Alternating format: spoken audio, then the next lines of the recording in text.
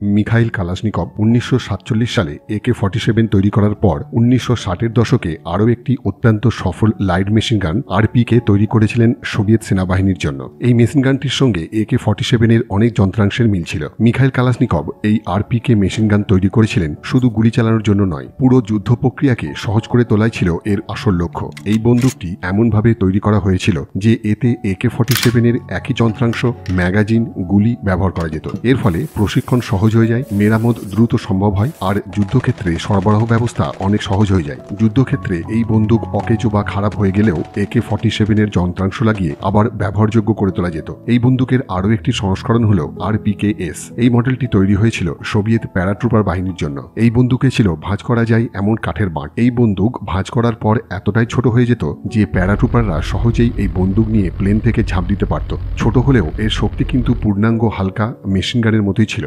2016 সালে এই RPK-S এর উন্নত সংস্করণ RPK-16 তৈরি হয়। এর দ্রুত পরিবর্তনযোগ্য ব্যারেল, আধুনিক rail system, 5.45x39 millimetre bullet এই বন্দুককে অপরাজেয় করে তোলে। এই বন্দুক প্রমাণ করে কালাশনিকভের ডিজাইন করা বন্দুক আধুনিক যুদ্ধক্ষেত্রেও কতখানি কার্যকরী ভূমিকা পালন করতে পারে।